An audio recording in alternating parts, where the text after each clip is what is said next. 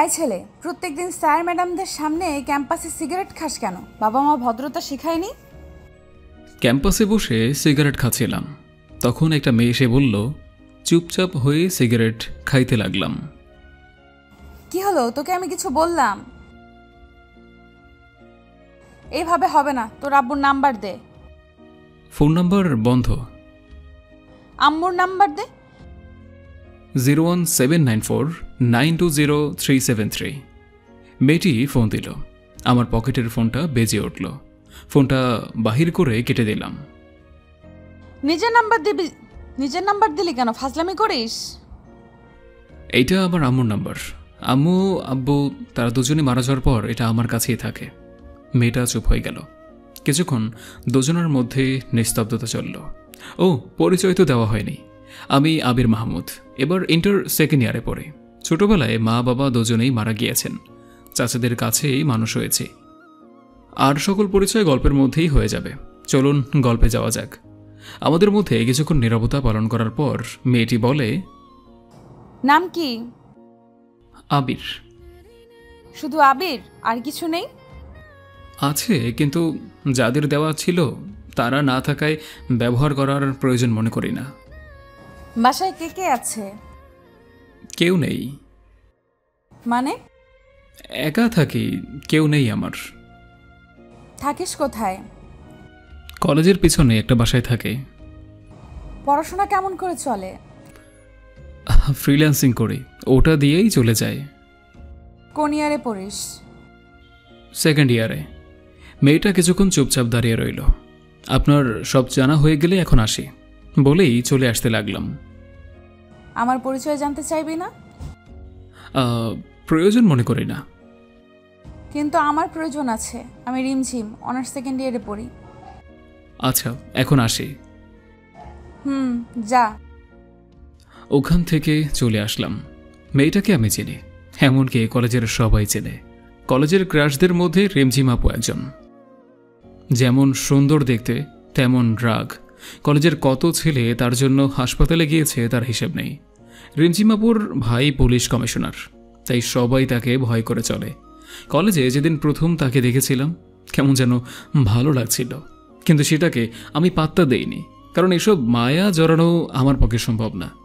এসব ভাবতে ভাবতে বাসায় আসলাম। ফ্রেশ হয়ে রান্না করলাম, তারপর খেয়ে ঘুমিয়ে পড়লাম। কারণ খুব কম রাতেই আমি ঘুমাই, কাজের জন্য জেগে থাকা লাগে। সন্ধ্যায় ঘুম থেকে উঠে বাইরে গেলাম, 1 প্যাকেট সিগারেট কিনে নিয়ে আসলাম। সারা রাত জেগে কাটানোর জন্য বক্সে গান আর সিগারেট, এটাই আমার সাথে। এরপর 2 দিন কলেজে গেলাম না। এমনিতেই আমি অতটা কলেজে যাই না। যেদিন বাসায় বোরিং লাগে সেদিন কলেজ যাই। আমার তেমন কোনো ফ্রেন্ডও নেই, একা থাকতেই ভালো লাগে। অনেকে আমাকে নিজে থেকেই বন্ধু ভাবলেও আমি ভাবি না, কারণ আমার সময় সময় মনে হয় আমি আবার নিজেরই না, অন্য কারো কেমন করে হব। 1 সপ্তাহ পর রাস্তা দিয়ে হাঁটছিলাম, হঠাৎ কারো ডাক শুনতে পেলাম। পিছনে তাকিয়ে দেখি রিমঝিম আপু। ওই শোন। জি বলেন। কলেজে আসিস না কেন? ভালো লাগে না কলেজে, আর কিসের জন্যই বা যাব। কেন, বন্ধু বান্ধবদের সাথে আড্ডা দিতে যাবি? আমার একা থাকাটাই পছন্দ, তাই তো বন্ধু বান্ধব আমার সেরকম নেই। খুব অদ্ভুত কথা বলিস তো দেখছি। আমি একটু অদ্ভুত, এমনই, সেটা সবাই বলে। কাল কলেজে আসবি? দেখি, ভালো লাগলে অবশ্যই আসব। দেখি না, আসবি। আর তোর নাম্বার আছে? না আসলে ফোন দিব, দরকার হলে বাসা থেকে টেনে আনবো। আচ্ছা যাব, কিন্তু কেন যাব সেটা বলেন। এমনিতেই আসবি। আমি কারণ ছাড়া কারো কথা মানতে পারবো না, ওটা আমার অভ্যাস না। আপনি যদি কোনো কারণে ডাকেন তাহলে আমি যাব, কিন্তু অহেতুক বিনা কারণে ডাকলে আমি যেতে পারবো না। আসবি না মানে? তোকে আসতেই হবে। আচ্ছা আচ্ছা, আমি যাব। এই তো ভালো ছেলের মতো কথা। আচ্ছা, আমি এখন আসি। কই যাবি? আমি নামিয়ে দিচ্ছি, আয় আমার সাথে। ধন্যবাদ বলার জন্য, কিন্তু আমি হেঁটেই চলে যেতে পারবো। আচ্ছা, যা ইচ্ছা কর, কিন্তু কাল যেন কলেজে তোকে দেখি, নইলে কিন্তু খারাপ হবে। আমি যখন বলেছি নিশ্চয়ই যাব। মনে থাকে জানো। কথাটা বলেই রিমঝিম আপু চলে গেল। আমিও বাসায় চলে আসলাম। রাতে খাওয়া দাওয়া করে ঘুমিয়ে পড়লাম, কারণ আজ কোনো কাজ নেই। এমনিতেও আমি কাল কলেজে যেতাম, বাসায় ভালো লাগছিল না। সকালে ঘুম থেকে উঠে ফ্রেশ হয়ে ব্যাগটা ঘাড়ে নিয়ে বেরিয়ে পড়লাম। কলেজের সামনে একটা চায়ের দোকান, ওখানে গিয়ে চায়ের অর্ডার করলাম এবং সিগারেট খেতে লাগলাম। চা খেয়ে কলেজের ভিতরে গেলাম, একটা ক্লাস করে বের হয়ে আসলাম। বাইরে আসতেই রিমঝিম আপু সামনে এসে দাঁড়ালো।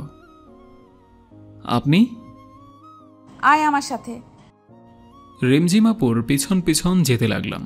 কি জানি আবার নিজের ভাইকে ডাক দিল নাকি, যদি আবার জেলে দিয়ে দেয় কলেজের আইন ভঙ্গ করার জন্য। এই যে আপু, কই যান? রিমঝিম আপু আমার দিকে একবার তাকিয়ে আবার হাঁটতে লাগলো। তারপর মাঠের এক কর্নারে গিয়ে বসলো। আমিও গিয়ে পাশে দাঁড়িয়ে রইলাম। কি হলো বস? আমি একটু দূরত্ব বজায় রেখে বসলাম। এত দূরে গিয়ে বসলে কেন? কাছে এসে বস। না না, ঠিক আছে। আমার ঠিক নেই, কাছে এসে বস। তারপর একটু কাছে গিয়ে বসলাম। সকালে খেয়েছিস? খেয়েছি। দেখলাম তো কলেজের সামনে দোকানে কি খেলি। আমার সকালে খাওয়া লাগে না, ওই দুটো জিনিস দিয়েই সকাল পার হয়ে যায়। তোর বাসায় রান্না করে কে? আমি করি, কে আর করবে? তুই রান্না করতে পারিস? পারি। যাক, ভালোই হলো। কেন বলুন তো? আমি তো রান্না করতে পারি না। আপনি পারেন না তাতে ভালোর কি হলো? অত তোকে বুঝতে হবে না। তারপর দুজনে কিছুক্ষণ চুপচাপ রইলাম। আচ্ছা, তুই এমন এলোমেলো থাকিস কেন? আমার জীবনটাই এলোমেলো, তাই এলোমেলো থাকাটাই ভালো লাগে। কার জন্য গুছিয়ে থাকবো? তোর কথার মধ্যে কোনো রসকস নেই। সকলের মন জোগানো কথা আমি বলতে পারি না, তাই হয়তো সবার আমার কথা ভালো লাগে না। আচ্ছা বাদ দে, চল। কোথায়? সকাল থেকে কিছু খাইনি, ক্ষুধা লাগছে।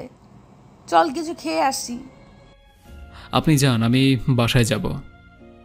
আমি বাসায় নামিয়ে দিয়ে আসবো, এখন চল। না, আমার খিদে নেই। আর একটা কথা বললে তোর খবর আছে। তারপর রিমঝিম আপু হাত ধরে টানতে টানতে ওনার গাড়ির কাছে নিয়ে গেল। গাড়ি চালিয়ে একটা বড় রেস্টুরেন্টে আসলো। দুজনে ভেতরে গেলাম। কি খাবি বল? আমি কিছু খাবো না। মেজাজ খারাপ করাবি না বলে দিলাম। আমি কিছু না বলে চুপচাপ বসে রইলাম। রিমঝিম আপু নিজেই খাবার অর্ডার দিল। কিছুক্ষণ পর খাবার চলে আসলো।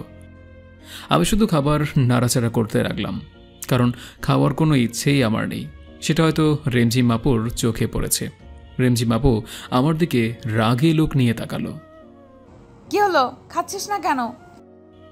ইচ্ছে নেই। ইচ্ছে নেই কেন? জানি না। তারপর রিমঝিম আপু আমার কাছে এসে আমার মুখের সামনে খাবার ধরলো। আমি হাঁ করে ওর দিকে তাকিয়ে রইলাম। তারপর বলল, নে খেয়ে নে। করুণা করছেন আমার উপর? করুণার কি দেখলি? যা করছেন সবই তো করুণা। না হলে একদিনের চেনা জানায় আপনি আমাকে এখানে খাওয়াতে নিয়ে আসতেন। হ্যাঁ, এটা কখনো না। এটা করুণা ছাড়া আর কি হতে পারে? রিমঝিম আপু রাগ করে সব খাবারে পানি ঢেলে দিল। চল, খেতে হবে না তোকে। বিল দিয়ে আমার হাত ধরে টানতে টানতে বাইরে নিয়ে আসলো। বাসায় চলে যা। আমি কিছু না বলে ওখান থেকে হাঁটতে লাগলাম। কি মেরে বাবা, নিজেই ডাকলো আবার নিজেই তাড়িয়ে দিল। বড়লোক তো, তাই মনে হয় অন্যের জীবন নিয়ে চিন্তা করে না, শুধু নিজের মর্জিতে সবাইকে চালাতে চায়। কী জন্য যে কলেজে আসলাম, মনে মনে ভাবছি এগুলো। ভালো লাগছিল না, তাই আর বাসায় গেলাম না। 2টা সিগারেট কিনে নদীর পাড়ে গিয়ে বসলাম। সিগারেট ধরিয়ে গাছের নিচে বসে নদীর পানি চলাচল দেখতে লাগলাম। একটু পর ফোনটা বেজে উঠল, আননোন নাম্বার থেকে। ফোনটা রিসিভ করলাম। ফোনটা রিসিভ করার পর ওপাশ থেকে একটা মেইলি কণ্ঠ শুনতে পেলাম। কথা শুনে বুঝতে পারলাম রিমঝিম আপু। কই আছিস? কে আপনি? কই আছিস সেটা বল, এসে দেখাচ্ছি আমি কে। নদীর ধারে গাছের নিচে বসে আছি। দাঁড়া, আমি আসছি। কোথাও যাবি না। প্রায় 10 মিনিট পর রিমঝিম আপু আসলো। এখানে কি করিস? বসে আছি। কেন বলুন তো? তোর হাতে ওটা কি? কই, কিছু নয় তো। সত্যি বল, হাতে কি? আসলে সিগারেট। আপু সিগারেটটা নিয়ে ফেলে দিল আমার হাত থেকে। আজকের পর থেকে কোনো দিনও যেন আমার সামনে সিগারেট খাওয়া না দেখি। কিছু না বলে চুপ করে বসে রইলাম। বাসায় যাবি না? বাসায় গিয়ে কি করব? বাসায় গিয়ে নাচবি আর কি করবি? আমার বাসায় যেতে ইচ্ছে করে না। আপু আমার পাশে বসে পড়ল, তারপর বলল, সরি, তখন তোকে রাগ দেখানোর জন্য। এসব কথা বাদ দেন তো, অভ্যাস আছে। আমি কিছু মনে করিনি, সমস্যা নেই। আসলে তুই তখন ওই কথাটা বলার পর মেজাজটা খুব খারাপ হয়ে গেছিল। ভুল তো তখন কিছু বলি নাই। রিমঝিম আপু আমার দিকে তাকালো। কি বললি? এই কথাটা যেন তোর মুখে আর কোনোদিন না শুনি। বুঝলাম। আপনি বাসায় যাবেন না? যাব, কিন্তু এটা বল, তুই আমাকে আপনি করে বলিস কেন? তাহলে কি বলবো? তুমি করে বলবি। আপনি আমার সিনিয়র, আপনাকে আপনি বলেই ডাকা আমার মনে হয় উচিত হবে। বলছি না আপনি বলবি না, কানে কথা যায় না তোর? রিমঝিম আপুর চিল্লানি শুনে বুকটা কেঁপে উঠল। খুব ভয় পেয়ে গিয়েছিলাম। আচ্ছা ঠিক আছে, ডাকবো না। আজ থেকে তুমি বলেই ডাকবো। মনে থাকে জানো। অনেকক্ষণ ধরে দুজনে চুপচাপ বসে রইলাম নদীর ধারে। হালকা বাতাসও বইছে, খুব সুন্দর লাগছে। জানো রিমঝিম, আমার বাবা আমাকে ছোট থাকতে বিকেল করে প্রতিদিন এখানে ঘুরতে নিয়ে আসতেন আমাকে। মন খারাপ করিস না, দেখবি তোর সাথে এখন থেকে যা হবে সব ভালো হবে। হঠাৎ করে রিমঝিম আপু আমার কাঁধে মাথা রাখলো। ব্যাপারটা খুব অদ্ভুত লাগলো। আমি চুপ করে রইলাম। আজ থেকে কখনো নিজেকে একা মনে করবি না। এখন থেকে সব সময় আমাকে তোর পাশে পাবি, কথা দিলাম। আমি কিছু না বলে একটা মুচকি হাসি দিলাম। আমার মুখের দিকে তাকিয়ে রিমঝিম আপু বলল, কি হলো, হাসছিস কেন? না এমনি। চল এখন বাসায় যাব। চলো। রিমঝিম আপু আমাকে রাস্তার মোড়ে নামিয়ে দিয়ে চলে গেল। দোকান থেকে কিছু খাবার কিনে নিয়ে বাসায় গিয়ে ফ্রেশ হয়ে নিলাম। তারপর ল্যাপটপটা নিয়ে কাজ করতে লাগলাম। একটু পর ফোনটা বেজে উঠল। ফোনটা ধরলাম আমি। কি করিস এখন? এই তো ল্যাপটপে বসে কাজ করছে। খেয়েছিস কিছু? খেয়েছি। ও আচ্ছা, ভালো। আচ্ছা রাখছি, কাল কলেজে আসবি কিন্তু। ওকে, আসবো। ফোনটা রেখে দিলাম। আমি আবার কালকে কলেজ যাব। যে প্যারা নিলাম হুদাই সেই প্যারা আবার নিতে যাব। কাজ শেষ করে আর বাইরে বের হলাম না। বাসায় কাটিয়ে দিলাম দিনটা। রাতে রান্না করে খেয়ে নিজের কাজ করতে লাগলাম। সকালে ফোনটা বেজে উঠল। ফোনের নাম্বার না দেখেই কানের কাছে নিলাম। হ্যালো, কে বলছেন? কই রে তুই? বাসায় শুয়ে আছি। এখনো ঘুমাচ্ছিস? কয়টা বাজে খেয়াল আছে? কয়টা বাজে? 9টা বাজে, তাড়াতাড়ি কলেজে আয়। না, কলেজে যাব না, ভালো লাগছে না বলেই ফোনটা কেটে দিয়ে আবার ঘুমিয়ে পড়লাম। প্রায় 20 মিনিট পর কলিং বেলের শব্দে ঘুমটা ভেঙে গেল। আমার বাসায় তো তেমন কেউ আসে না। ঘুম ঘুম চোখে গিয়ে দরজাটা খুলে দিতেই চমকে গেলাম, কারণ রিমঝিম আপু দাঁড়িয়ে আছে। আরে তুমি এখানে? তোকে না বলেছিলাম কলেজে আসতে? ভালো লাগছিল না, তাই যেতে চাচ্ছিলাম না। তুমি আমার বাসা চিনলে কিভাবে? কাল তোকে নামিয়ে দিছিলাম যেখানে, ওই রাস্তা দিয়ে আসলাম। তারপর একটা লোককে জিজ্ঞেস করায় বলে দিল। তোমার এখানে আসাটা ঠিক হয়নি। লোকে কি ভাববে, আর আমি এখানে একা থাকি, বুঝতে তো পারছো তাই না? অত বুঝে লাভ নেই, সর, ভেতরে যেতে দে। আমি কিছু বলার আগে রিমঝিম আপু ভিতরে ঢুকে পড়ল। তোর বাসাটা তো বেশ সুন্দর। আমার আব্বু এটা আমার জন্য রেখে গেছেন। ও ভালো, তাড়াতাড়ি রেডি হয়ে নে, একসাথে খাবো, খাবার নিয়ে এসেছি। আমি আর কিছু না বলে ফ্রেশ হতে চলে গেলাম, কারণ যত তাড়াতাড়ি সম্ভব তাকে এই বাসা থেকে বিদায় করতে হবে। আমার তো কিছু না, কিন্তু মানুষ তার নামে খারাপ কথা বলতে পারে। রেডি হয়ে এসে দেখি রিমঝিম আপু খাবার নিয়ে বসে আছে। দুজনে বসে খাবার খেয়ে নিলাম। আপু শুধু শুধু বকবক করেই যাচ্ছে, আর আমি তো ভাবতেছি কখন সে এখান থেকে যাবে। তাড়াতাড়ি খাওয়া শেষ করলাম। এখন চল তো আমার সাথে। কোথায় যাব? কাজী অফিস, আজ তোকে বিয়ে করব। কি বলছো এসব? তোমার মাথা ঠিক আছে? আমাকে বিয়ে করবি না কেন? আমি কি দেখতে খারাপ? না সেটা না, কিন্তু তোমার সাথে আমার যায় না। তাই নাকি? কিন্তু আমি যে তোকেই বিয়ে করব। রেমঝিমাপুর কথাগুলো শুনে চোখ আকাশে, একভাবে তার দিকে তাকিয়ে আছে। আরে ভ্যাবাচাকা খেয়ে গেলি নাকি? আমি তো মজা করছিলাম তোর সাথে। আপুর কথা শুনে কিছুটা স্বস্তি পেলাম। কই যাবে এখন? আজ তোকে গুছিয়ে আনবো। মানে বুঝলাম না। মানে তোর এই চুলের ডালা কাটতে হবে, এত বড় রাখা যাবে না, খারাপ লাগছে দেখতে তোকে। না লাগবে না, আমি এরকমই ঠিক আছে। চুল বড় করে রাখা আমার ছোটবেলার অভ্যাস। আর একবার লাগবে না বললে থাপ্পড় মেরে গা লাল করে দিব। আপুর কথা শুনে চুপ হয়ে গেলাম। তারপর দুজন বেরিয়ে পড়লাম। রেমঝিম আপু গাড়ি চালাচ্ছে আর আমি চুপচাপ বসে আছি। কি হলো, চুপচাপ বসে আছিস যে? কিছু তো বল। কি বলবো?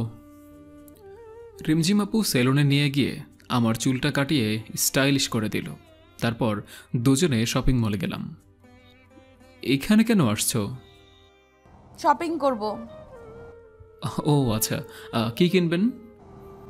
আবার আপনি বলিস? সরি, আসলে আমার আপনি বলাটাই বেশি ভালো লাগে। আরেকবার বলে দেখিস, তোর দাঁত ভেঙে দিব। আচ্ছা বাদ দাও তো, তা কি কিনবা? তাড়াতাড়ি কিনে ফেলো। আমি নিজের জন্য কিনবো কে বললো? তোর জন্য কিনবো। আমার জন্য কিনবে কেন? এমনি আমার ইচ্ছে হয়েছে তাই। কিন্তু আমার কিছু লাগবে না। বেশি কথা বলবি না, চুপচাপ থাক। তারপর রিমঝিম আপু নিজে পছন্দ করে শার্ট প্যান্ট কিনল। আমি গিয়ে বিলটা দিয়ে দিলাম। রিমঝিম আপু বিল দিতে গিয়ে ঘুরে আসলো। তোকে বিল দিতে কে বলেছে? আমার জিনিস তাই আমি বিল দিলাম। কেন, আমি কি বলছি তোকে টাকা দিতে? না এমনিই দিলাম। আরেকদিন যদি পাকনামি করিস তাহলে বুঝতে পারবি। চল এখন। রিমঝিম আপু আর কোনো কথা বলল না। রেস্টুরেন্টে গিয়েও আপু কোনো কথাই বলছে না। মুখে রাগের ছাপ দেখা যাচ্ছে। রিমঝিম আপু ধীরে ধীরে আমার জীবনটাকে নিয়ন্ত্রণ করছে। প্রথমের দিকে খারাপ লাগলেও তার শাসনগুলো এখন খুব ভালোই লাগে। কেমন আপন আপন লাগে। পুরনো কিছু স্মৃতিও জেগে উঠছে। এখনো রাগ করে আছো? চুপ। কি হলো? সরি, আমি সত্যিই বুঝতে পারিনি, সত্যি। হয়েছে, আর সরি বলতে হবে না। তারপর খাওয়া দাওয়া করে বেরিয়ে আসলাম। এবার বিল দিতে গেলাম না। ফ্রিতে বকা খাওয়ার কোনো শখ নেই আমার। রিমঝিম আপু আমাকে বাসায় নামিয়ে দিয়ে চলে গেল। বিকেলে আর বাসা থেকে বের হলাম না, কাজ ছিল। তাই রাতে খেয়ে ঘুমিয়ে পড়লাম। সকালে ফোনের রিংটনটা শুনে ঘুম ভেঙে গেল। ফোনটা হাতে নিয়ে দেখি আপুর ফোন। তাই ফোনটা রিসিভ করে, হ্যালো আপু, বলো। কই তুই? কেন, বাসায়। তাড়াতাড়ি ক্যাম্পাসে আয়। তারপর তাড়াতাড়ি ফ্রেশ হয়ে কলেজে গেলাম। কলেজে ঢুকতেই অনেকে হা করে তাকিয়ে আছে। নিজেকেই কেমন যেন লাগছে, কারণ নিজের স্টাইলটা চেঞ্জ করেছি। অগোছালো ছেলেটা আজ ফিটফাট হয়ে কলেজে এসেছে, তাই হয়তো সবাই তাকিয়ে আছে। আমি রিমঝিম আপুকে খুঁজতে লাগলাম। একটু পর আপুকে দেখলাম 3-4টা মেয়ের সাথে বসে একাডেমিতে গল্প করছে। আমি তখন ডাক দিলাম তাকে। রিমঝিম আপু আমার ডাক শুনে পিছনে ফিরে তাকালো। আমি ওদের কাছে গেলাম। কই যাও? চুপ। ছেলেটা কে রে? দেখতে তো খুব কিউট। তোরা যা, আমি পরে তোদের সাথে কথা বলছি। রিমঝিম আপুর বান্ধবীরা আমার চেহারা দেখে বুঝতে পারছে হাবভাব, তাই তো কিছু না বলে চলে গেল। এই ছেলে তোমাকে দেখতে না খুব কিউট লাগছে। রিমঝিম আপু চত্বরে গিয়ে বসে পড়ল। আমি দুজন আর বসার মতো দূরত্ব রেখে বসলাম। দুজনেই চুপচাপ বসে আছে। এত রাগ কিসের কে জানে। আমি তো আজ আপনি করেও বলিনি। কিন্তু রিমঝিম আপুকে রাগী লোকে অনেক কিউট লাগে। আমি কিছুদিনে লক্ষ্য করেছি রিমঝিম আপু রাগলে তার গাল দুটো লাল হয়ে যায়। আপু, আজ এত রেগে কেন? কি হলো বলছো না যে? আমি তো আজ আপনি করেও বলিনি, তাহলে রাগ করে আছো যে? তোর কি কেউ আসবে? আমার আবার কে আসবে? তাহলে মধ্যে যে জায়গায় ভাবে ফাঁকা রেখে বসে আছিস কেন? আরে, পাশে বসলে সবাই নেগেটিভ মাইন্ড করবে, কেউ ভাববে না যে তুমি আমার আপু। রিমঝিম আপু আমার কলার ধরে নিজের পাশে টেনে বসালো। আমি তোর কি লাগি ভালো করে বল। তুমি আমার সিনিয়র, সেই হিসেবে আপুই তো হওয়ার কথা। আরেকদিন যদি এই আবাল মার্কা কথা বলেছিস তাহলে তোর খবর করে দিব, বলদ কোথাকার। তখন রিমঝিম আপুর বান্ধবী কোথা থেকে যেন এসে পাশে বসলো। তখন রিমঝিম আপু যা করলো, রিমঝিম আপু রেগে আগুন হয়ে গেল, আমার হাত ধরে নিজের পাশে বসালো। আয়েশা, তুই এখানে? কেন, আসা যাবে না নাকি? আমাকে সেটা বলছি নাকি? আরে আসলে একা একা ভালো লাগছে না, তাই তোদের সাথে গল্প করতে চলে এলাম। ও, খুব ভালো করেছিস। ছেলেটা কে রে? তারা পরিচয় করিয়ে দেই। আবির, এ হচ্ছে তোমার বড় আপু আয়েশা। আজ থেকে ওকে বড় বোনের মতো সম্মান দিবি, ঠিক আছে? আর আয়েশা, এ হচ্ছে আবির। আজ থেকে ওকে নিজের ভাইয়ের মতো দেখবি। কি বলছিস এসব? ঠিকই তো বললাম। আমি শুধু ওদের কথা শুনছি। তারপর আয়েশা রিমঝিম আপুকে সাইটে নিয়ে গেল। দুজনে কি যেন কথা বলছে, কিন্তু দূর থেকে যা বুঝলাম খুব ঝগড়া করছে। এক পর্যায়ে রিমঝিম আপু কি যেন বলল আর আয়েশা আপু ওখান থেকে চলে গেল। রিমঝিম তখন আমার কাছে এসে বলল, এতক্ষণ লাগে আসতে, কি কথা বললা? কি হলো, কিছু বলছো না যে? শোন, কাল থেকে তুই কলেজে আসবি না। আসবো না কেন? তাহলে আয়েশা তোর সাথে কথা বলতে পারবে না। কিন্তু কথা বললে কি সমস্যা? সমস্যা নেই, ওর সাথে কথা বলার দরকার নেই। আমি কথা না বললেই তো হলো, তাতে কলেজে না আসার কি হলো? সেটাও কথা, তুই আয়েশার সাথে কথা বলবি না, এমনকি কোনো মেয়ের সাথেই কথা বলবি না, ঠিক আছে? আর যদি দেখি তাহলে তোর একদিন কি আমার একদিন। কি বলবো ভেবে পাচ্ছি না। রিমঝিম আপুর এমন আচরণ আমায় বেশ অবাক করছে। কি হলো, কি কথা বল, মনে থাকবে তো? থাকবে। এই তো ভালো ছেলে, এখন ক্লাসে যা। রিমঝিম আপু নিজের ক্লাসে গেল আর আমি আমার ক্লাসে চলে গেলাম। এভাবেই বেশ কয়েকদিন পার হয়ে গেল। রিমঝিম আপু আমার জীবনটাকে নিজের মতো চালাতে শুরু করলো, যেমন কোনো আপনজন করে। এসব করার অধিকার আমি রিমঝিম আপুকে অনেক আগেই নিজের মন থেকে দিয়ে দিয়েছি, কারণ আমি মনে মনে রিমঝিম আপুকে অনেকটা ভালোবেসে ফেলেছি। নিজের এই মনটাকে অনেকবার বোঝাতে চেষ্টা করেছি, তার সাথে আমার যায় না, কিন্তু মনটা মানেনি, ছুটে গিয়েছে তার কাছে।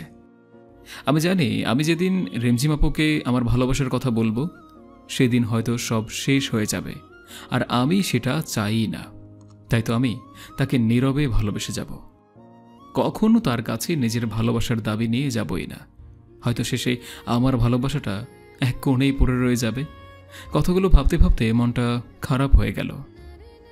কিরে, মন খারাপ করে এভাবে বসে আছিস কেন? পেছন থেকে হঠাৎ রিমঝিম আপু এসে বলে, কই না তো। মিথ্যা বলবি না। তেমন কিছু না আপু। আচ্ছা বাদ দে, আয় তোর সাথে একজনকে পরিচয় করিয়ে দেই। আমি রিমঝিম আপুর সাথে গেলাম। রিমঝিম আপু কাকে যেন ফোন দিয়ে ডাকলো। একটু পর একটা ছেলে বাইক নিয়ে আসলো। আবির, এ হলো রনি, আমার কাজিন। আর রনি, এ হলো আবির। হাই, কেমন আছেন? হ্যালো, তুমি তাহলে আবির? আপনি আমাকে চিনেন? না, কিন্তু রিমঝিমের মুখে তোমার কথা অনেক শুনেছি। এই বয়সে তুমি একাই চলাফেরা করো, এটা অনেক ভালো ব্যাপার, সবাই পারে না। আমার আব্বু একটা কথা বলতেন, পাশে যখন কেউ থাকবে না তখন নিজে উঠে দাঁড়াতে হয়। উঠে দাঁড়ানোর সময় কাউকে পাশে পাবি না, তাই নিজে নিজে চলতে শিখতে হবে। আর আমি একাই চলতে শিখে গিয়েছি, সামনের দিনগুলোতেও একাই হয়তো থাকতে শিখে যাব। কথাটা বলার পর রিমঝিম আপু আমার দিকে তাকালো। তারপর তিনজন বসে অনেক কথা বললাম। রিমঝিম আপু রনির বাইকে করে বাসায় চলে গেল, আর আমি আমার বাসায় চলে আসলাম। রনি নাকি এখন থেকে আমাদের কলেজেই পড়বে। অতঃপর ঘুম থেকে উঠে ফ্রেশ হয়ে কলেজের দিকে বেরিয়ে পড়লাম। কলেজে ঢোকার আগে চায়ের দোকানে গেলাম, 1 কাপ চা অর্ডার দিলাম। চা আসতে আসতে একটা সিগারেটও ধরিয়ে ফেললাম। এর মধ্যে রিমঝিম আপুর ফোন। হ্যালো। কই তুই? এই তো যাচ্ছি। তাড়াতাড়ি আয়। চা আর সিগারেট খেয়ে কলেজে গেলাম। রিমঝিম আপু মাটির এক কোণে বসে আছে। আমি রিমঝিম আপুর থেকে একটু দূরে গিয়ে বসলাম। রিমঝিম আপু আমার কাছে চেপে বসল। আমি চুপচাপ আছি। তোকে কতবার বলেছি সিগারেট খাস না? তুমি হয়তো একদিন চলে যাবে, কিন্তু সিগারেট এ হয়তো আমার পাশে সুখ দুঃখে সবসময় থেকে যাবে। আমার কথাটা শুনে কিছুক্ষণ চুপচাপ আমার দিকে তাকিয়ে রইল। তুই কি কিছুই বুঝিস না? কেন, কি আবার বুঝলাম না? কিছু না। রিমঝিম আপু মন খারাপ করে বসে রইল। আমি চুপচাপ তার মায়াবী মুখটা দেখতে লাগলাম। তারপর আপু উঠে কিছু না বলেই চলে যেতে লাগলো। আমি পেছন থেকে ডাক দিলাম, কিন্তু শুনলই না। অতঃপর নিজের গাড়িতে গিয়ে বসলো। আমি গাড়ির সাইডে দাঁড়িয়ে রইলাম। কিছুক্ষণ পরে গাড়ির গ্লাসটা খুলল। চোখ দুটো লাল হয়ে আছে। উঠ, বাসায় নামিয়ে দেই। আমি উঠে বসলাম। রিমঝিম আপু আমাকে নামিয়ে দিয়ে চলে গেল। অন্যদিন আসার সময় 1000টা কথা বলতো, কিন্তু আজ একটাও কথা বলল না। এরপর কাজের চাপে 1 সপ্তাহ কলেজে যাওয়াই হলো না। 1 সপ্তাহ পর কলেজে গিয়ে দেখলাম রিমঝিম আপু আর রনি বসে আছে। দুজনে বসে আছে আর হেসে হেসে কথা বলছে। আজ রিমঝিম আপু কলেজে আসলো, তবুও একবার ফোন দিল না। খুব অবাক হলাম। এই কদিন অনেকবার দেখা করতে বলেছে, কিন্তু এই 1 সপ্তাহ প্রায় সারাদিন ল্যাপটপ নিয়েই বসে থাকতে হয়েছে। অনেক বড় একটা ক্লায়েন্ট পাওয়া গিয়েছে, কাজ অনেক বেশি ছিল। আমি ভাবলাম হয়তো ভাবছি আমি কলেজে আসবই না, তবু একটা ফোন তো দিতে পারতো। আমি ওদের না দেখার ভান করে ক্লাসে যেতে লাগলাম। তখন পিছন থেকে রিমঝিম আপুর ডাক দিল। আমি ওদের কাছে গেলাম। কেমন আছিস? ভালো আপু, তুমি? ভালো, বস এখানে। ওদের থেকে একটু দূরত্ব বজায় রেখে বসলাম। ওরা দুজনে কথা বলছে, আমি চুপচাপ ফোন টিপছি। এর মাঝে রিমঝিম আপু আমার সাথে একটা কথাও বলেনি। ব্যাপারটা খুব খারাপ লাগলো। অন্যদিন কলেজে না আসলে ডেকে এনে ঘন্টার পর ঘন্টা কথা বলতো, আর আজ পাশে বসে আছি, তাও মুখ ফুটে একটা কথাও বলছে না। 1 সপ্তাহে এতটা বদল? তোমরা একটু কথা বলো, আমি স্যারের সাথে কথা বলে আসি। জানো আবির, রিমঝিমের মতো মেয়ে পাওয়া ভাগ্যের ব্যাপার। মানে বুঝলাম না। তুমি জানো না, রিমঝিম আর আমার বিয়ে ঠিক হয়ে আছে। আমাদের পরীক্ষা শেষে হলেই বিয়ে হবে। রনির কথাটা শুনে বুকের ভেতরটা কেমন যেন করতে লাগলো আমার। চোখ মুখে অন্ধকার হয়ে আসলো। জানতাম এমন কিছু হবে, কিন্তু এত তাড়াতাড়ি হবে তা বুঝতে পারিনি। খুব খারাপ লাগছিল। কি করব বুঝতে পারছি না। এক নিমেষেই মনে হয় সব শেষ হয়ে গেল। মনে হয় রনির কথাগুলো কোনো স্বপ্ন। কি হলো আবির, তুমি ঠিক আছো তো? এমন অস্থির লাগছে কেন তোমাকে? কই, আমি তো ঠিক আছি। না, মনে হচ্ছে খুব অস্থির হয়ে আছো। আসলে বাসায় যেতে হবে তাড়াতাড়ি, তাই একটু তাড়াহুড়োর মধ্যে আছি। ও আচ্ছা। আচ্ছা, আমি তাহলে যাই। হ্যাঁ, রিমঝিম আপু আসলে বলে দিয়েন আমি চলে গেছি। এখনই চলে যাব? রিমঝিম আসুক। না, একটা বড় ক্লায়েন্ট নক দেওয়ার কথা আছে, আমাকে যেতেই হবে। আচ্ছা, তাহলে যাও। আমি ওখান থেকে সোজা বাসায় চলে আসলাম। বাসায় এসে আব্বু আম্মুর ছবিটা হাতে নিয়ে বসে পড়লাম। খুব মিস করছি তাদেরকে। আজ কেন তোমরা আমাকে এত তাড়াতাড়ি ছেড়ে চলে গেলা? হ্যাঁ, আমার মতো অভাগা হয়তো খুব কমই আছে। ভালোবাসার মানুষগুলো সব একে একে ছেড়ে চলে যায়। প্রথমে তোমরা চলে গেলে, এখন রিমঝিম আপু। আমু জানো, আমি না রিমঝিম আপুকে খুব ভালোবাসি। রিমঝিম আপুর সাথে থাকলে তোমার কথা খুব মনে পড়ে। রিমঝিম আপু একদম তোমার মতো শাসন করে। তুমি যেমন আমাকে খাইয়ে দিতে, রিমঝিম আপু আমাকে মাঝে মাঝে খাইয়ে দিত। কোনো ভুল করলে বকা দিত। তুমি যেমন আমাকে একা করে ছেড়ে চলে গেলে, সেও চলে যাবে একদিন। কিন্তু আম্মু জানো কি, আমি না ওকে ভুলতে পারবো না। তোমাদের যেমন আমি কোনোদিন ভুলতে পারবো না, তেমনি তাকেও আমি কোনোদিন ভুলতে পারবো না। আমি কি করব তোমরাই বলো। খুব কষ্ট হচ্ছে আমার, বুকের ভেতরটা পুরো ছারখার হয়ে যাচ্ছে। শুধু তার কথাই মনে পড়ছে।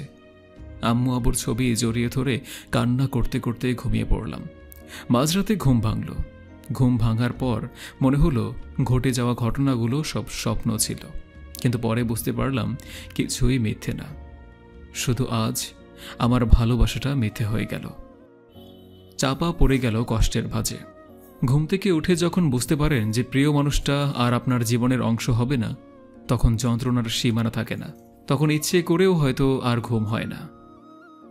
সিগারেটের প্যাকেটটা নিয়ে জানালার পাশে গিয়ে বসলাম। আজ চাঁদের আলোটাও কেমন যেন ফ্যাকাশে মনে হচ্ছে। যে করেই হোক, এই কষ্ট থেকে আমাকে সামলে উঠতে হবে। জীবনে অনেক কষ্ট পেয়েছি, আর কষ্ট নিতে পারবো না। সিগারেট ধরিয়ে বসে রইলাম।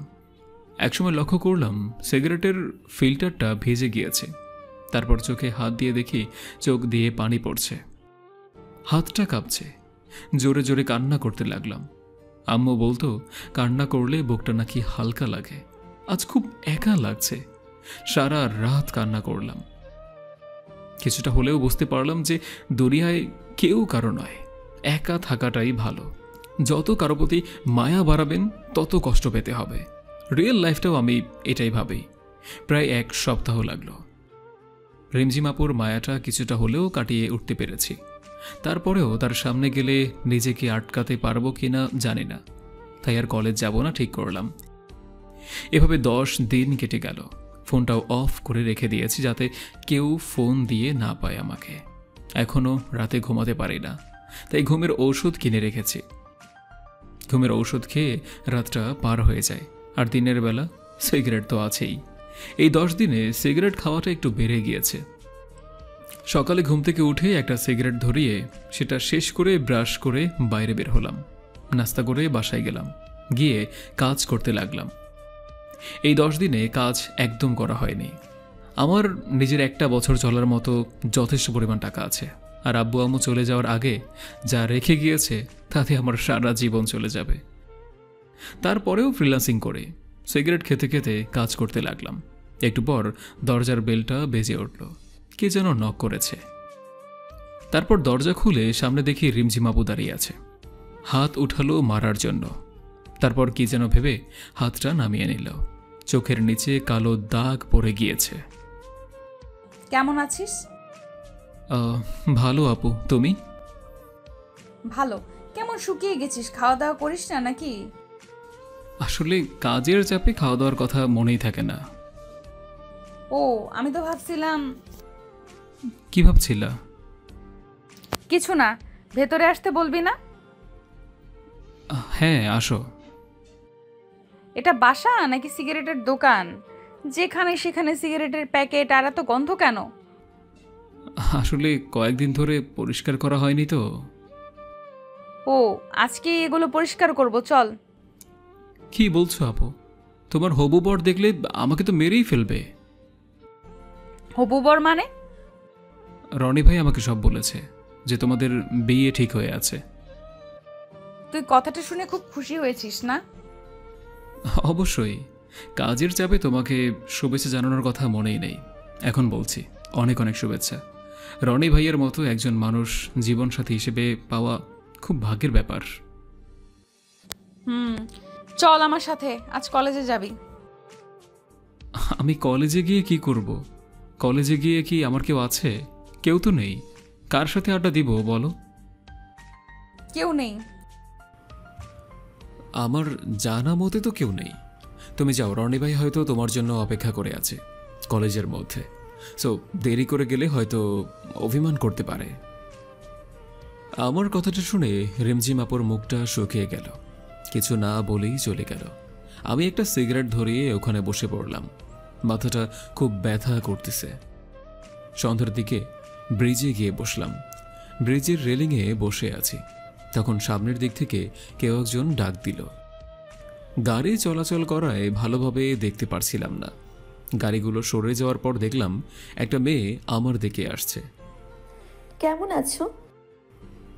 ভালো, কিন্তু আপনাকে তো চিনলাম না। কিন্তু আমি তোমাকে চিনি। কেমন করে? তুমি আমার ক্লাসমেট, তোমাকে চিনবো না? ও, কিন্তু আমি আপনাকে চিনলাম না কেন? আমি দিশা। ও, কলেজে আসো না কেন আর? ভালো লাগে না তাই। কাল থেকে আসবে, মনে থাকে যেন। দেখি। দেখি না, আসতেই হবে। তোমার নাম্বারটা দাও। কেন? দিতে বলছি, দাও। ফোন বের করার সাথে সাথে রেমঝিম আপু ফোন দিল। হ্যালো। কই তুই? ব্রিজের উপর বসে আছে। কেন? দরকার আছে, ওখানেই থাক, আমি আসছি। তারপর দিশাকে নাম্বার দিয়ে ওর সাথে কথা বলছিলাম। কথা বলার ইচ্ছা করছিলই না, কিন্তু মুখের উপর কেমন করে চলে যেতে বলি। তারপর নিজে থেকে কথা বলতে এসেছে, চলে যেতে বললে ওর সম্মানে লাগবে, কিন্তু কথা বলতে খুব বিরক্তও লাগছিল। হঠাৎ রিমঝিম আপুর গাড়ি এসে দাঁড়ালো। রিমঝিম আপু বাইরে বেরিয়ে আসলো। আমাকে দিশার সাথে দেখে মুখের ভাব বদলে গেল আর আমার কাছে আসলো।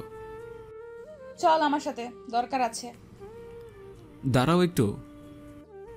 আমি দিশার সাথে আরেকটা কথা বলার আগেই রিমঝিম আপু আমাকে টেনে গাড়ির ভিতর বসালো আর গাড়ি চালাতে লাগলো। তোকে না বলছি কোনো আপুর সাথে কথা বলবি না? আমি বলিনি, আরও নিজে থেকেই কথা বলতে এসেছিল। তারপরেও তুই কথা বলবি না? রিমঝিম আপুর কাছে আসলে কেমন যেন দুর্বলতা কাজ করে আমার।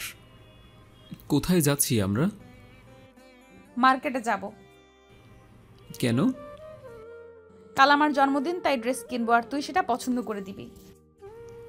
আমি পছন্দ করে দেব কেন? তোমার হবু বর পছন্দ করে দিবে। খোঁচা মারা কথা গেল না তোর? খোঁচা মারার কথা আবার কখন বললাম? আমি যেটা সত্যি সেটাই বললাম। রিমঝিম আপু আর কোনো কথা বলল না। মার্কেটে গিয়ে রিমঝিম আপু ড্রেস দেখতে লাগলো। একটা নীল কালারের ড্রেস দেখে খুবই পছন্দ হলো। রিমঝিম আপু হয়তো সেটা লক্ষ্য করলো, তাই তো ড্রেসটা কিনলো। রিমঝিম আপু বেলটা দিতে দিতে আমি একজোড়া পায়েল আর একজোড়া ঝুমকো কিনলাম। তারপর সেগুলো চুপি করে রিমঝিম আপুর ব্যাগে রেখে দিলাম। রিমঝিম আপু আমাকে বাসার সামনে নামিয়ে দিল। আমি বাসার ভিতরে ঢুকতে যাব, তখনই আবার ডাক দিল।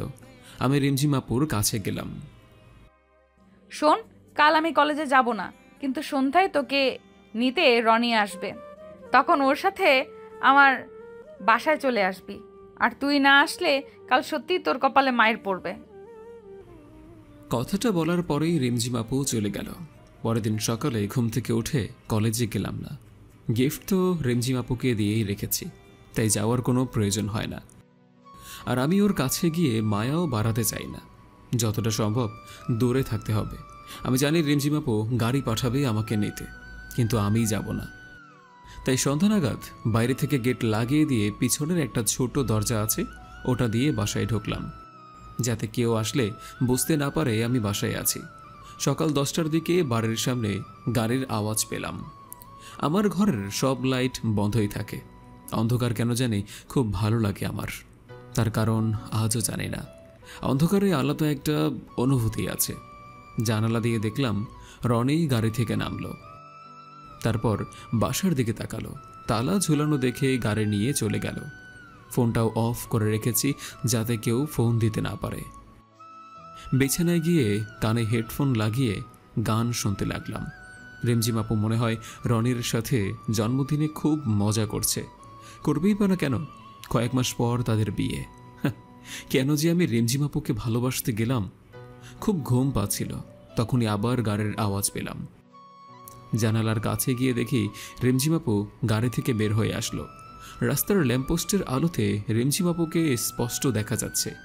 নীল ড্রেসটাতে একদম পরীর মতো লাগছিল, কিন্তু এই পরী তো ধরা ছোঁয়ার বাইরে। রিমঝিম আপু ফোন হাতে নিয়ে ফোন দিতে লাগলো, হয়তোবা আমাকেই ফোন দিচ্ছিল। কিছুক্ষণ পর ফোনটা রাস্তায় জোরে ছুঁড়ে মারল, তারপর গাড়িতে করে চলে গেল। এদিকে আমি গিয়ে শুয়ে পড়লাম। পরদিন কলেজে গেলাম। কেন জানি আজ কলেজে যাওয়ার খুব ইচ্ছে করলো। কলেজে ঢুকতেই দিশার সাথে দেখা।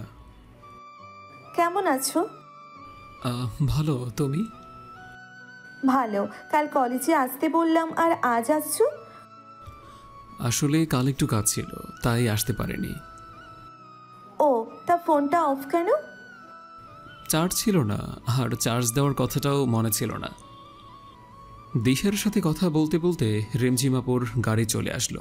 আমি দিশার সাথে কথা বলে মাঠের এক কোনায় গিয়ে ফোন টিপতে লাগলাম। হঠাৎ কারো ছায়া আমার উপর পড়ল। তাকিয়ে দেখলাম রিমঝিম আপু। আমি উঠে দাঁড়ালাম। আপু, তুমি কখন আসলে? কাল কই ছিলি? ল্যাপটপটা সার্ভিসিং করতে গিয়েছিলাম, আসতে আসতে দেরি হয়ে যায়। ঠাস ঠাস। মিথ্যা কথা বলবি না। তুই কি মনে করিস আমি তোকে জানালার কাছে দেখিনি? তুই আমার সাথে এমনটা করলি? কত আশা নিয়ে বসেছিলাম আমি তোর জন্য। আজ থেকে তুই আমার সাথে কথা বলবি না। সেটাই হয়তো ঠিক হবে।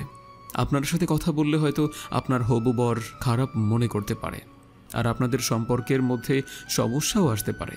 তাই আমার মতো একটা বকাটে খারাপ ছেলের সাথে না মেশাই ভালো। রিমঝিম আপু কিছু বলছে না। রিমঝিম আপুর চোখের দিকে তাকিয়ে দেখলাম চোখ দিয়ে পানি বয়ে যাচ্ছে। কারণটা এখনও অজানা। রিমঝিম আপু আর কিছুই বলল না, চলে গেল সেখান থেকে। আমি আর ওখানে না থেকে বাসায় চলে আসলাম। আবার আগের মতো হয়ে গেলাম। সেই কলেজে গিয়ে আগের মতো সিগারেট খাওয়া শুরু করে দিলাম, কারো পরোয়া না করে, একা চলা, কোনো মায়ায় না জড়ানো। 3 দিন পর মাঠের কোনায় বসে নোট করছিলাম, সাথে একটা সিগারেট খাচ্ছিলাম। তখন দেখলাম রিমঝিমাপুর গাড়ি এসে মাঠের মাঝ বরাবর দাঁড়িয়েছে। রিমঝিমাপু গাড়ি থেকে বেরিয়ে আসলো, হয়তো আমাকে দেখতে পায়নি। আমি নিজের মতো নোট করতে লাগলাম। কিছুক্ষণ পর সামনের দিকে তাকিয়ে দেখি রিমঝিমাপু আমার দিকে তাকিয়ে আছে। চোখ মুখ একদম শুকিয়ে গিয়েছে, চোখের নিচটাও কালো দাগ পড়ে গিয়েছে। রিমঝিমাপুকে দেখে একবার সিগারেটটা ফেলে দিতে চাইলাম, কিন্তু কি যেন মনে হলো, তাই আর ফেলে না দিয়ে মাথাটা নিচু করে নোট করতে লাগলাম। রিমঝিমাপু সেখান থেকে চলে গেল। আমিও একটু পর বাসায় চলে আসলাম।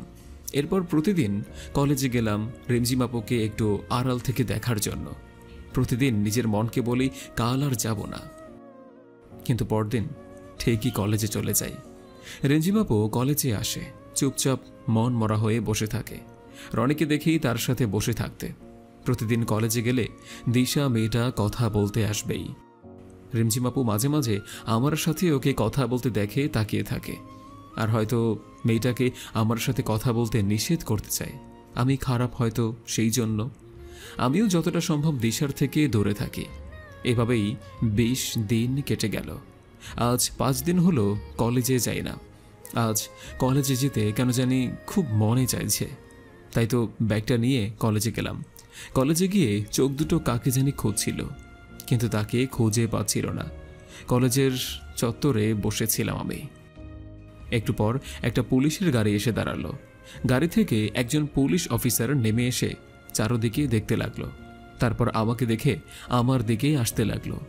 বুকের ভেতরটা কেমন জানি করছিল, মনে হচ্ছিল দৌড় দিয়ে পালিয়ে যাই, কিন্তু আমি তো কোনো দোষ করিনি, তাই চুপচাপ বসে রইলাম।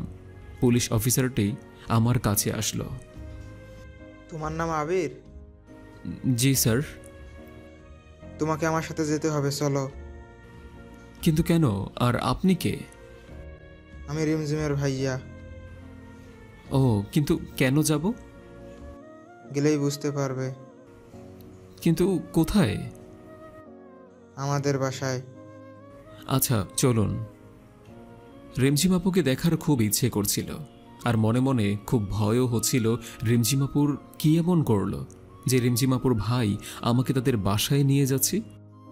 কিছুক্ষণ পর রিমঝিমাপুদের বাসায় পৌঁছে গেলাম। বাসার ভিতরে গেলাম।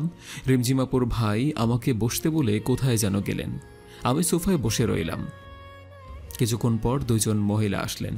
একটু পর রিমঝিমাপুর ভাইয়া আর একজন লোক উপর থেকে নেমে আসলেন। হয়তো মহিলাদের মধ্যে একজন রিমঝিমাপুর মা আর একজন ভাবি, আর রিমঝিমাপুর ভাইয়ের সাথে লোকটি হয়তো তার বাবাই হবে। সবাই আমার সামনে আসলেন। আমি ভয়ে কুঁকড়ে যাচ্ছিলাম। তাহলে তুমি আবির? জি, কিন্তু আপনারা আমাকে চিনেন কেমন করে? রিমঝিম বলেছে, এমনকি তোমার ব্যাপারে সব জানি আমরা। তুমি কি জানো যেদিন তুমি রিমঝিমের বার্থডেতে আসোনি সেদিনও বাসার সব জিনিসপত্র ভেঙে ফেলেছে? এত রাগ করেছে আমার ওপর আমি না আসায়। তোমার কথা ও প্রত্যেকদিন আমার কাছে এসে বলতো, আমার মেয়েটা জীবনে যা কিছু চেয়েছে তাই এনে দিয়েছি, কিন্তু শেষমেশ যা চাইলো তা আমার এনে দেওয়ার ক্ষমতা নেই। কি চেয়েছে আপু? শুধু তোমাকে চেয়েছে। আমাকে মানে? তোমাকে। আমার মেয়েটা যে তোমাকে পাগলের মতো ভালোবাসে।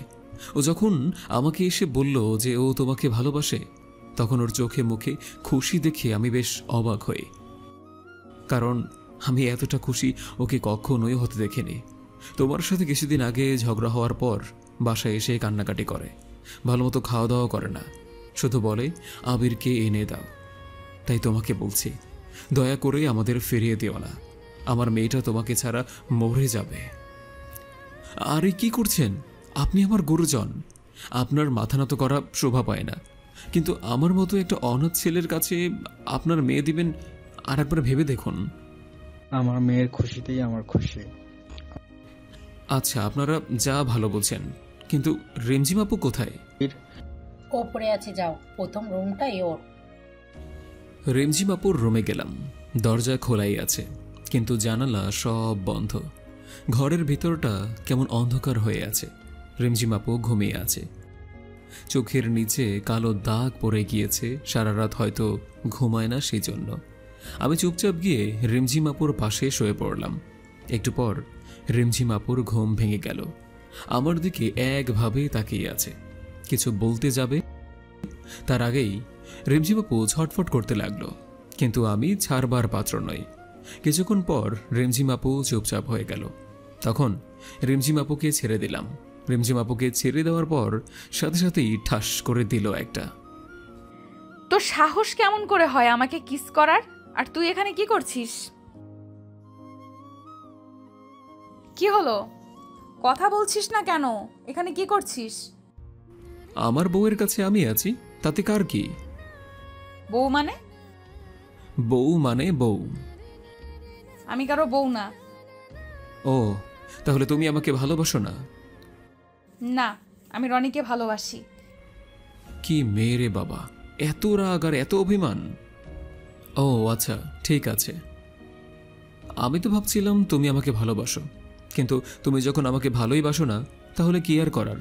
আমি দিশার কাছে যাই, মেয়েটা কিন্তু ভালো লাগার মতো, অনেক সুন্দর, আর প্রতিদিন আমাকে একটা করে কিস দেয়। কি বললি? দিশা তোকে কিস দেয়? এত বড় সাহস ওর? তুমি রাগ করছো কেন? তুমি তো আমাকে ভালোবাসো না। রিমঝিম আপু আমার চোখের দিকে তাকিয়ে আছে, কিছুই বলছে না। তারপর উল্টো দিক হয়ে শুয়ে পড়ল। আমিও পিছন থেকে জড়িয়ে ধরলাম।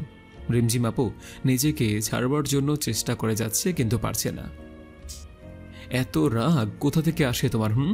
আমি জানি তুমিও আমাকে ভালোবাসো। তোমার আব্বু আর ভাইয়া আমাকে সব বলেছে, বুঝলা? তো ঢং করে কোনো লাভ নেই। কি হলো, কথা বলবা না?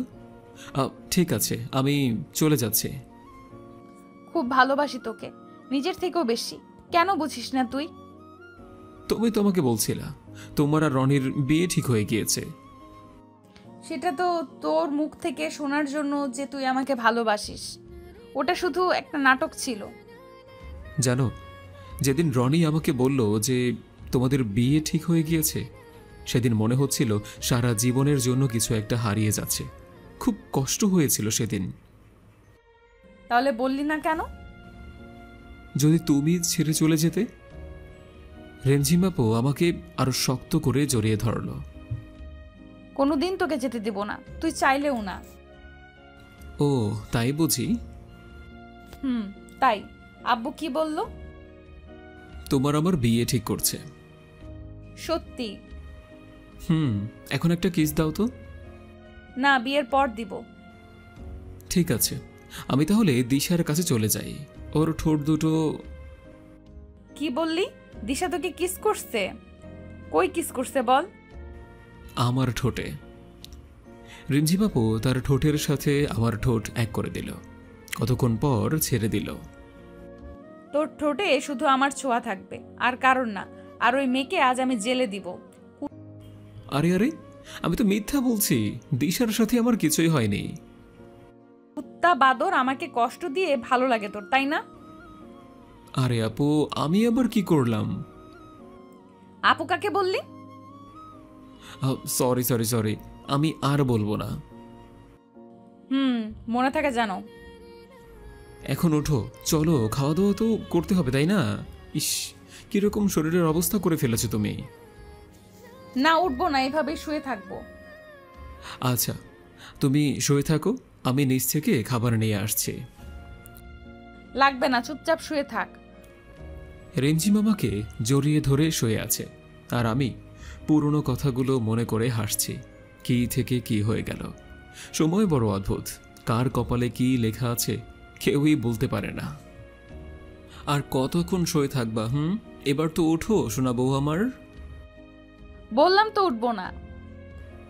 আমি রিমঝিমকে নিজের থেকে ছাড়িয়ে নিলাম, তারপর রিমঝিমকে কোলে তুলে নিচে নিয়ে আসলাম। কেউ দেখার আগেই নামিয়ে নিলাম। কিছু খেয়ে নাও প্লিজ। পারবো না খেতে, খাইয়ে দে। আচ্ছা দাঁড়াও। আমি রিমঝিম আপুর আম্মুকে ডাক দিলাম। একটু পর তিনি আসলেন, তারপর খাবার বেড়ে দিলেন। রিমঝিম আপু রুমে চলে গিয়েছে। আমি খাবার নিয়ে রুমে আসলাম। রিমঝিম বসে আছে। কি হলো, চলে আসলা যে? এমনি খাইয়ে দাও। আমি রিমঝিম আপুকে খাইয়ে দিলাম। খাওয়া শেষ করে রিমঝিম আপুকে নিয়ে বাইরে ঘুরতে বের হলাম। আজ আমি খুব খুশি, কিন্তু আব্বু আম্মু থাকলে হয়তো আরও ভালো হতো। সন্ধ্যায় রিমঝিম আপুকে বাসায় রেখে চলে আসলাম। পরদিন সকালে রিমঝিম আপু ফোন দিয়ে তাদের বাসায় ডাকলো। যাওয়ার পর দেখি সবাই বসে আছে। রিমঝিম চাইছে তোমাদের বিয়েটা কালকেই হোক। কিন্তু আঙ্কেল, এত তাড়াতাড়ি? আর আমি তো এখনো পড়ালেখা করছি। এটা আমিও ওকে বললাম, আগে তুমি পাশ করো, একটা চাকরি করো, কিন্তু ও কিছুতেই মানতে চাচ্ছে না। আঙ্কেল, এটা নয় যে রিমঝিমকে বিয়ে করার পর আমি তাকে ভালোভাবে রাখতে পারবো না। আমার আব্বু আম্মু যা রেখে গিয়েছে তাতে আমি সারা জীবন বসে খেলেও শেষ হবে না। কিন্তু আমি এখন বিয়ে করতে চাচ্ছি না। তখন রিমঝিম আপু সাইডে রাখা ফুলদানিটা ছুঁড়ে মারলো দেয়ালে। আমি যখন বলছি কাল বিয়ে হবে, তার মানে কাল গিয়েই বিয়ে হবে।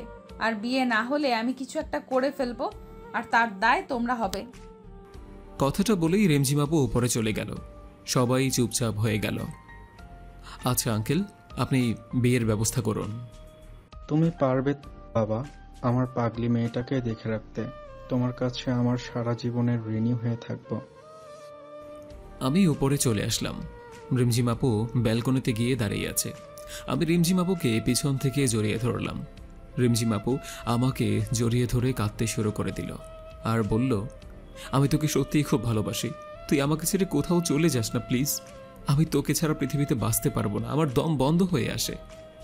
আমিও কাঁদতে থাকলাম আর চিন্তা করলাম, যদি আব্বু আম্মু আজ বেঁচে থাকতো তাহলে তারা সত্যিই অনেক খুশি হতো। রিমঝিমের মতো একটা মেয়ে আমার বউ হতে চলেছে। হঠাৎ করে রিমঝিম আপু আমাকে বলল, আচ্ছা, আমি না তোকে বলেছিলাম যে এই পৃথিবীতে তুই শুধু আমার, আর আমার সেই স্বপ্ন পূরণ হতে চলছে। কালকে সকালে তো আমাদের বিয়ে, তাই না? তোমাকে কে বিয়ে করবে? তুমি তো আমার থেকে সিনিয়র, আর আমি কখনোই তোমাকে বিয়ে করব না। কথাটা শুনে রিমঝিমের চোখ মুখ একদম লাল হয়ে গেল। কি একটা হয়ে গেল, উফ। তখন আমি একটা মুচকি হাসি দিয়ে বলতে থাকি, রিমঝিম, তোমাকে রাগলে কিন্তু আরো সুন্দর লাগে। যা, তুই আমার সাথে কথা বলবি না। আমি তোর কেউ না। আমার কাছে কেন এসেছিস? আচ্ছা শোনো, আমি তোমার সাথে একটু মজা করছিলাম। তুমি আমার কে তা তো জানোই। পৃথিবীতে তুমিই আমার সবকিছু। যা, চলে যা। থাক, আর ন্যাকামি করতে হবে না। আমি বুঝে গেছি তুই সত্যি সত্যি আমাকে ভালোবাসিস না। আমি তোকে আমার হৃদয় দিয়ে ভালোবাসি। আচ্ছা তুমি এসব বাদ দাও তো। শোনো, এই জীবনে অনেক দিন একা কাটিয়েছি। হঠাৎ করে তুমি আমার জীবনে এসেছো, আর এখন কি আমি তোমাকে ছেড়ে থাকবো নাকি? হ্যাঁ, চলো আমরা এখন নিচে যাই। তুমি আমাকে এখন এগিয়ে দিয়ে আসবে। আমার এখন চলে যেতে হবে। না, কোথাও যেতে পারবি না। সারা জীবন সারাক্ষণ তুই আমার পাশে থাকবি। আচ্ছা, তোমাকে ছাড়া কোথাও যাব না আমি, কথা দিচ্ছি। এইবার ভদ্র ছেলের মতো কথা বলছিস। আচ্ছা, আমি আর তুই আজকে সারা রাত গল্প করব। আচ্ছা, কালকে তো আমাদের বিয়ে, তখন কালকে না হয় আমরা সারা রাত বসে গল্প করব। এখন আমার যেতে হবে জান। তুমি তো বুঝতেই পারছো যে আমার আবে ছাড়া আর কেউ নেই। আমার তো কিছু কেনাকাটার করতে হবে। না, তোর কোনো কিছু লাগবে না, আমার শুধু তুই হলেই চলবে। কথা শুনে আমি রিমঝিমকে আবার বুকে জড়িয়ে নিয়ে বলি, আই লাভ ইউ। আমি সত্যিই তোমাকে ছাড়া বাঁচব না, তুমি আমার সব কিছু রিমঝিম। আচ্ছা চল এবার আমরা নিচে যাই, আমার খুব ক্ষুধা লাগছে। চলো তাহলে, আমি তোমাকে কোলে করে নিচে নিয়ে যাচ্ছি। আচ্ছা চল তাহলে। কোলে করে নিয়ে হাঁটছি আর বলছি, ওহো কি যে খাও তুমি, এত ওজন কেন? কি বললি শয়তান? তোর জন্য এখন আমি এত চিকন হয়ে গেছি, আর এখন তুই বলছিস আমি মোটা। আমরা গল্প করতে করতে নিচে যাই। ডাইনিংয়ে গিয়ে দেখি খাবার রেডি করে রেখেছেন রিমঝিমের আম্মু। আমি রিমঝিমকে আর রিমঝিম আমাকে খাইয়ে দিল। আর বিভিন্ন গল্প করতে করতে হঠাৎ করে ঘড়ির দিকে চোখ পড়ে যায়। ওমা, দেখি এখন 9:30 বেজে গিয়েছে। আমাকে তো কিছু কেনাকাটা করতেই হবে নতুন বউয়ের জন্য। আমি বললাম, আচ্ছা আমার তাড়াতাড়ি খাবারটা শেষ করে চলো। খাওয়া শেষ করে আমি রিমঝিমকে বললাম যে আমার একটা ফিক্সড ক্লায়েন্টের নক করেছে, কথা হয়েছে যে আজকের মধ্যে কাজ ডেলিভারি দিতে হবে। তুমি কিছু মনে করো না, আমি সকালে তোমার বাসায় চলে আসব। এখন আমার একটু যেতেই হবে। আচ্ছা ঠিক আছে, যা, কিন্তু তাড়াতাড়ি আসবি। কিন্তু তোকে যদি আমার ফোন করা লাগে তাহলে তোর সত্যি সত্যি খবর আছে। ওকে, কাল সকালে আমি তোমার বাসায় চলে আসব, তুমি কোনো চিন্তা করো না। কপালে একটা চুমু খেয়ে আমি চলে আসলাম। যদিও আপুর একটা মন খারাপ হয়েছে, কিন্তু কী বা করার আছে, আমার তো কিছু কেনাকাটা করতে হবে। হয়তো ওদের মতো বড়লোক আমি নই, কিন্তু আমার আব্বু আম্মু যা রেখে গিয়েছে তা দিয়েই আমার চলে যাবে সারা জীবন রিমঝিমকে নিয়ে। আমি দ্রুত বাসায় এসে ডয়ার থেকে কিছু টাকা নিয়ে চলে আসলাম। অলংকারের দোকানের কাছে এসেছি। শুনেছি মেয়েরা নাকি অলংকার অনেক বেশি পছন্দ করে, আর আমি রিমঝিমকেও সারা জীবন সুখে শান্তিতে রাখতে চাই। কিছু গয়না কিনলাম মোটামুটি।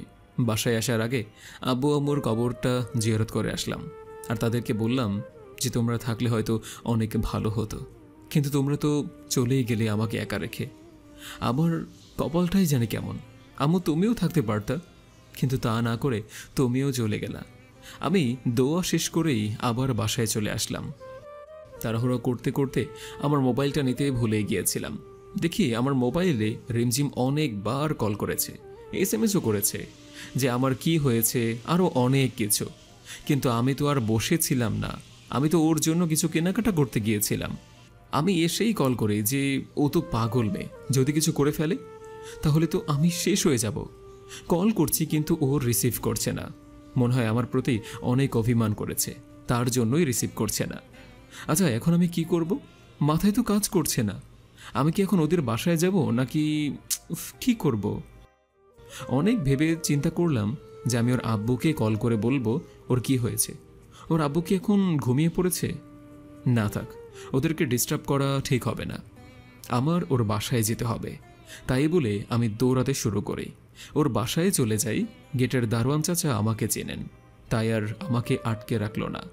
আমি ওর বাসার রুমের কাছে যাই, গিয়ে দেখি দরজা লাগানো, বন্ধ করে রেখেছে।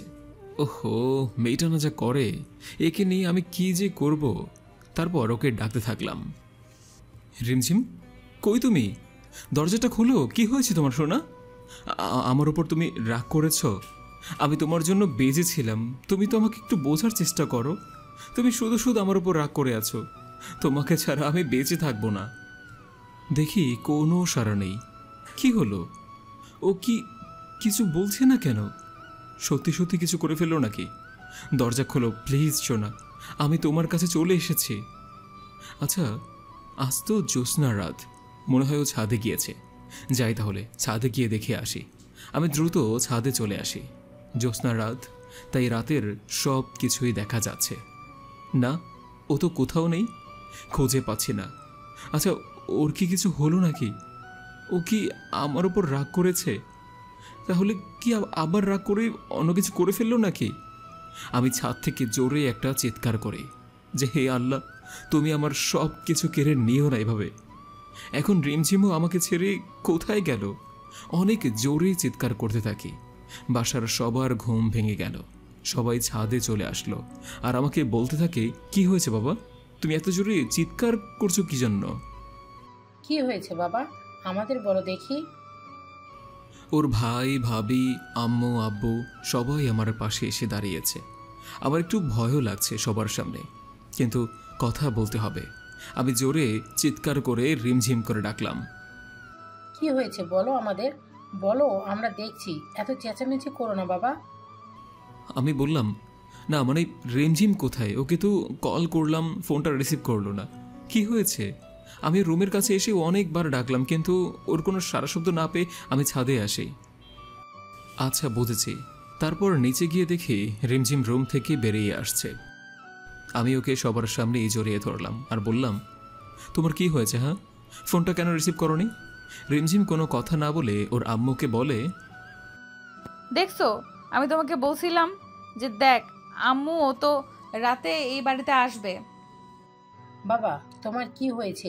রিমঝিম তোমাকে কতবার কল করেছে, তোমার কোনো সারা শব্দ না পেয়ে রিমঝিম তো কান্নাকাটি শুরু করে দিয়েছিল। না মানে এমনি একটু বাইরে গিয়েছিলাম, কিন্তু মোবাইলটা নিতে ভুলে গিয়েছিলাম, তার জন্য কলটা ধরতে পারিনি। এই, তুই কোনো কথা বলবি না। তোকে কতবার কল করছি, তোর কোনো মায়া দয়া নেই। আচ্ছা বাবা, সরি সরি সরি।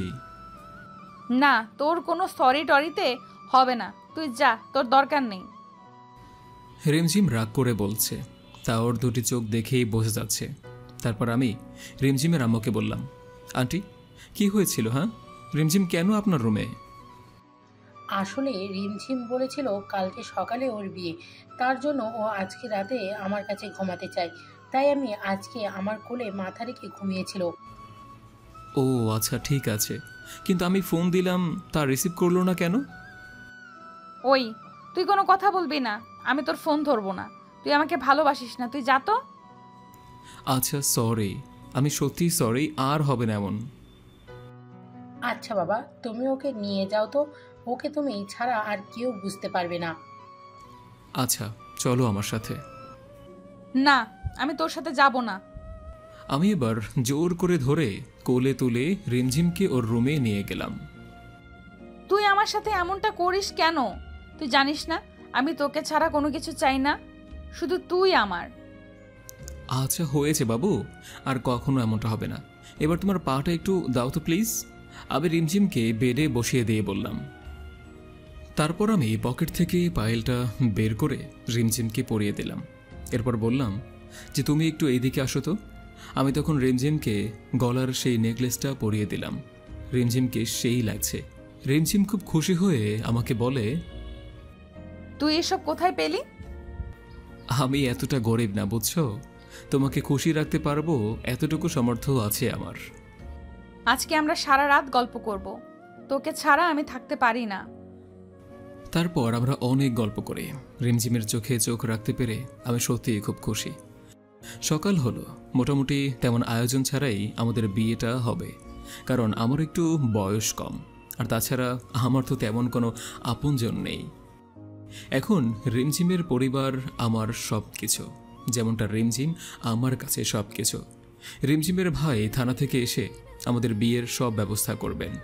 রিমঝিমের ভাবি সকাল থেকে কোথায় যেন গিয়েছেন, হয়তো রিমঝিম ভাইয়ার সাথেই গিয়েছে। হঠাৎ করে তারাও চলে এলেন, দেখি অনেক কেনাকাটা করে এসেছে, আর তারা তখন 12টা বেজে গিয়েছিল। আমি আর রিমঝিম একটু বাইরে গিয়েছিলাম, অনেকদিন একসাথে বাইরে যাওয়া হয় না, তাই রিমঝিমও রাজি হয়ে বলল যে হ্যাঁ চলো তাহলে। তারপর আমরাও বাইরে গিয়ে অনেক ঘোরাঘুরি করলাম। বাসায় এসে দেখি সব কিছু গোছানো হয়ে গিয়েছে।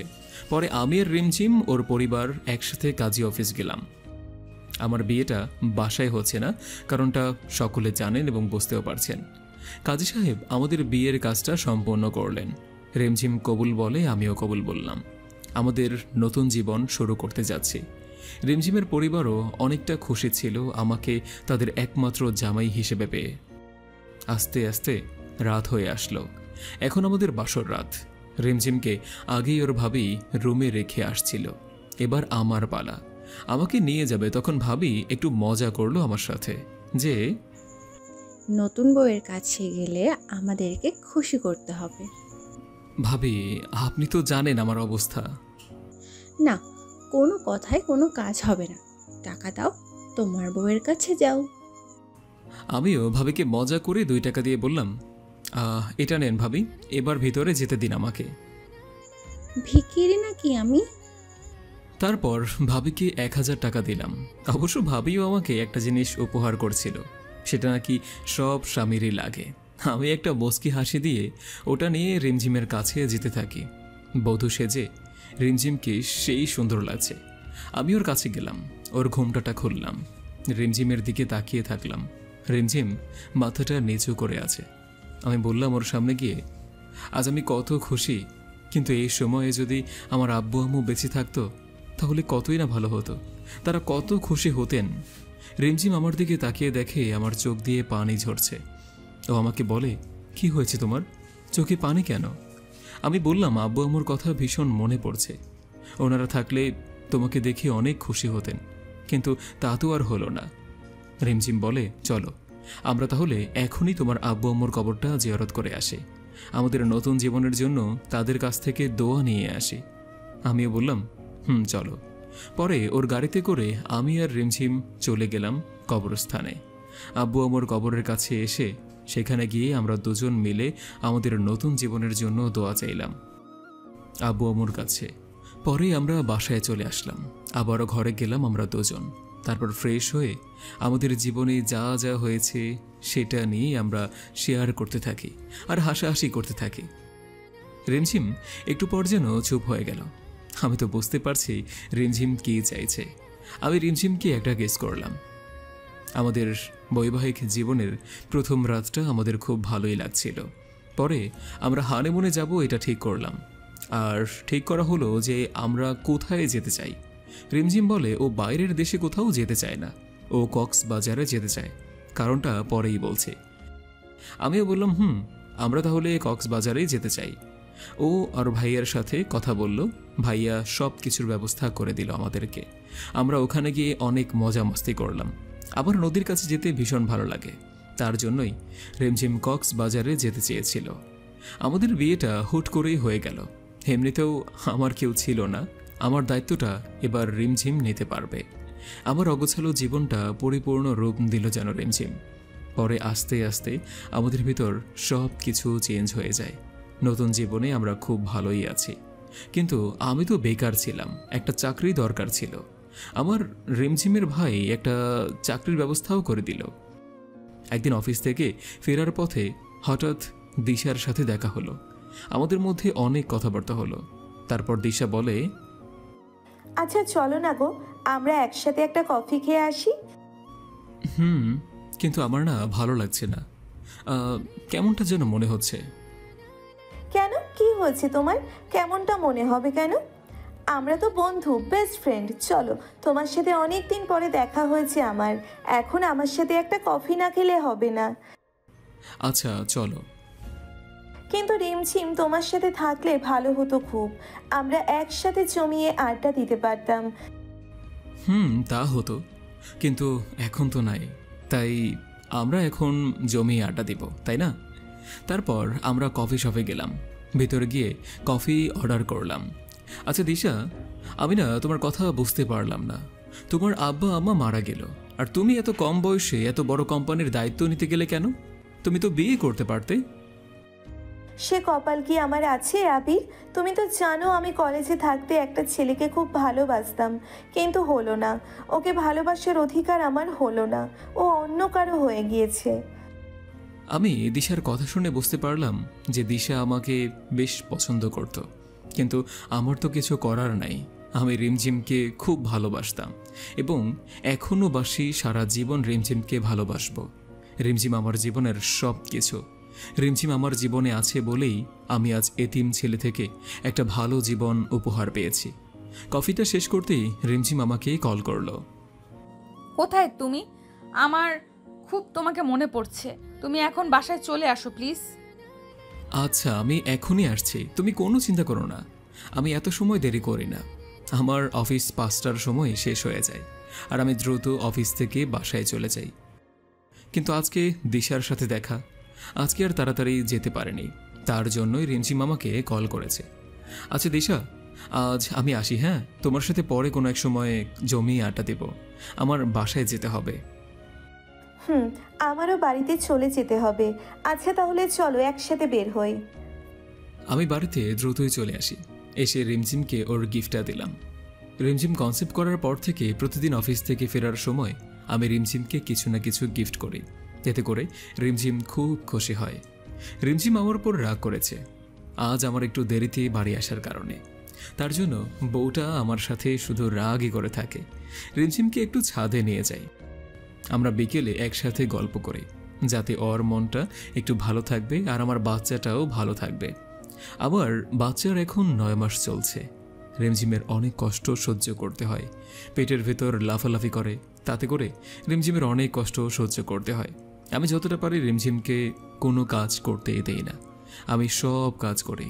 তার জন্য আমি অফিস থেকে ছুটিও নিয়েছি।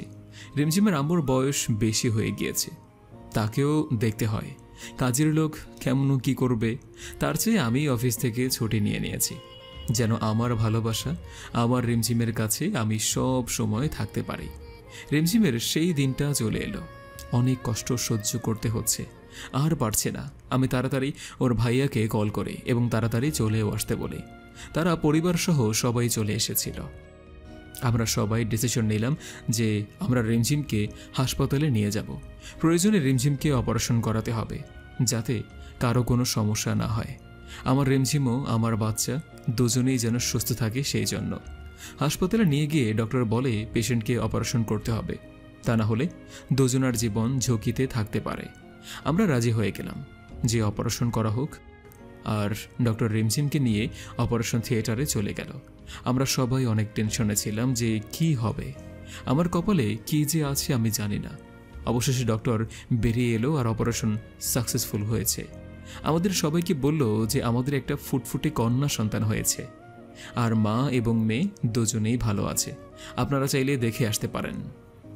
তবে কিছুক্ষণ পরে গেলে ভালো হয়, এখন একটু রেস্টে থাকুক ওনারা। আমার মেয়ে হয়েছে, আমি অনেক খুশি, আমরা সবাই অনেক খুশি। এই কথাটা শুনে মসজিদে গিয়ে 2 রাকাত নফল নামাজ আদায় করি এবং আমি আসার পর আমরা সবাই একত্রে রিমঝিমের কাছে গিয়ে দেখি রিমঝিম আমাদের বেবিকে নিয়ে চুমু খাচ্ছেন। আমরা গেলাম রিমঝিমের কাছে, আমার বেবিকে আমার হাতে তুলে দিল। আমার হাতে তুলে দেওয়ার পরে আমি সাথে সাথে ভাইয়ার কাছে দিয়ে দিই। আমাদের বেবিকে নিয়ে ভাইয়াও অনেক খুশি। আমাদের বেবিকে ভাইয়া একটা লকেট গিফট করে এবং আবার আমার কাছে দিয়ে দেয়। পরে ওনারা সবাই বাসায় চলে যায়। আমার রিমঝিমের কাছে আমিই ছিলাম শুধু। আমরা দুজনে আমাদের বেবিকে নিয়ে চুমু খাচ্ছিলাম, আর আমি বললাম যে রিমঝিম, তুমি আমার জীবনটাকে পরিপূর্ণ করে দিলে। জড়িয়ে ধরে কাঁদতে কাঁদতে রিমঝিমও আমাকে জড়িয়ে ধরল। একটা কিস করলাম কপালে। এখনও আমাদের মেয়ের নাম রাখা হয়নি।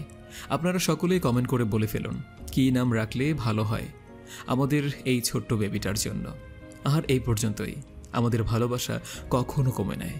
আমাদের ভালোবাসা থেকে যাবে সারা জীবন। জনম জনম আমরা একত্রে থাকতে চাই।